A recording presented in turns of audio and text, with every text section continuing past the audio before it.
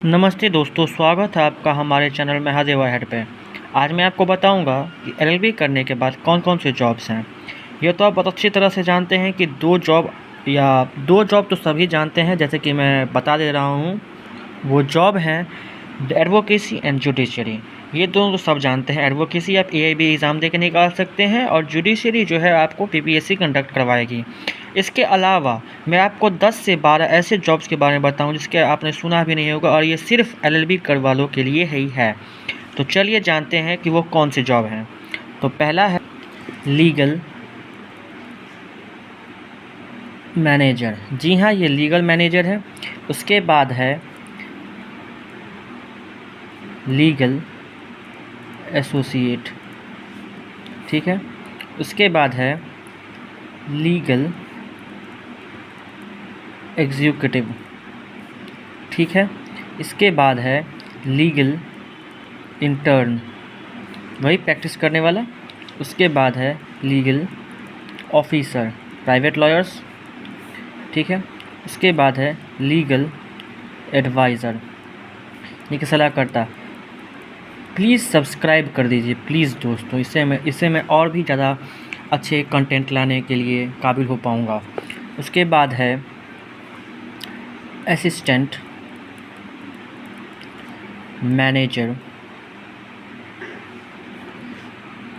Legal, ठीक है, ये भी हो जाएगा। उसके बाद ये सिर्फ एलएलबी करने वालों के लिए है।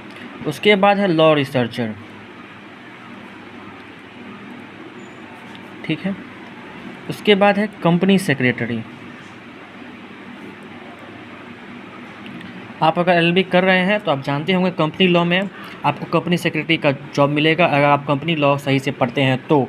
मेनली कंपनी लॉ तो आपको सारा पढ़ना पड़ेगा, मेनली कंपनी लॉ। उसके बाद है सीनियर लीगल मैनेजर। उसके बाद है लीगल एनालिस्ट। उसके बाद है गवर्नमेंट सर्विसेज, जैसे कि एपीओ, पीपी। ये होता है असिस्टेंट प्रोसिक्यूशन ऑफिसर। ये है पब्लिक प्रोसिक्यूटर, ठीक है।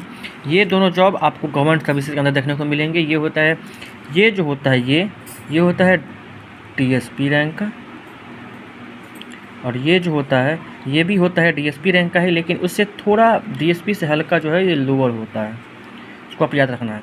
तो ये जो मैंने यहाँ से यहाँ तक जितने भी आपको जॉब्स बताए हैं, ये सिर्फ़ और सिर्फ एलएलबी वालों के लिए है, और कोई भी डिग्री इस जॉब को परफॉर्म नहीं कर सकता है, ठीक है। इससे और बेहतर जानने के लिए आप कुछ भी जानना चाहते हैं तो आप मुझे कमेंट करके बता सकते हैं। प्लीज़ लाइक और सब्सक्राइब कर दीजिए प्लीज़। धन्यवाद।